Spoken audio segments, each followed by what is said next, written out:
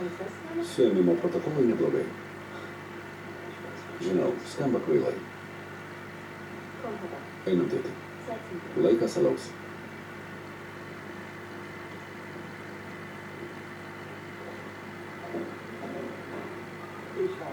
Į mane buvo taikytasi.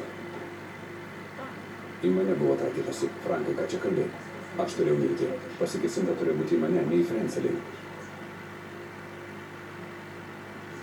Kodėl? Aš pakeičiau grafiką. Ta rytą Frencelis išėjo į mišką vietoj manęs. Tu įsitikinęs? Taip. Visai netyčia radau seną grafiką. Per visą sumaištį visai pamiršau. Tau reikia pranešti policijai. Kažin ar patikės. Frankai, tai rodo tavo nekaltumą.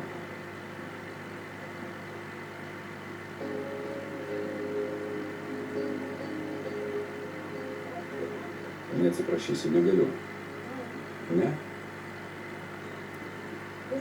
Nori, kad tas Olibliumi. Nori, kad jis triumfuotų.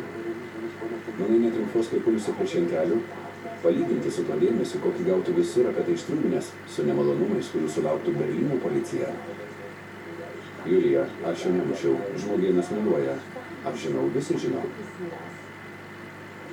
O tu rytoj gali sužlugdyti jo šou. Žemai jam nusilenkdamas, ar ne? Taip.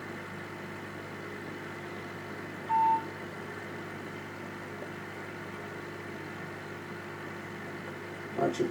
Prašom. Į sveikatą.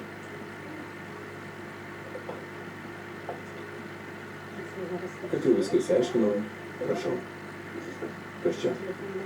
Eli vaikų gydytojos, mano kirpėjo ir moterų gydytojo telefono numeriai. Jei nori organizuoti mano gyvenimą, prašyčiau būti nuosekliam. Dar alaus?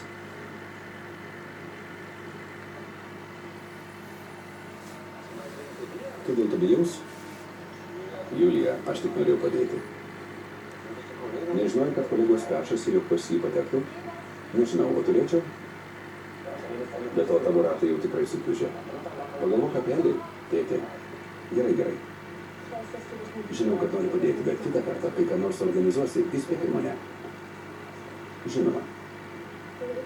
Ir beje, ačiū. Mano mašinai remontas privalomas. Matai jau, ką aš sakau, jei dar truputį rašy, gėdi, tiliu.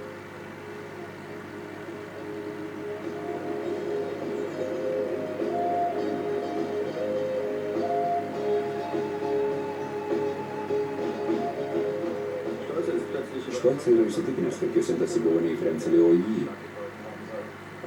Jei tiesa, kad jis su Frenceliu susikeitė. Bet labai lengva įrašus pakeisti po įvykio. Bet manykim, kad Štolcai sako tiesą. Kas turėtų motyvą jį nušauti? Timas Briunikas, Štolcai medžiotojas, Frencelis irgi. Taip, bet Timo mama paliko tėvą dėl Štolcės.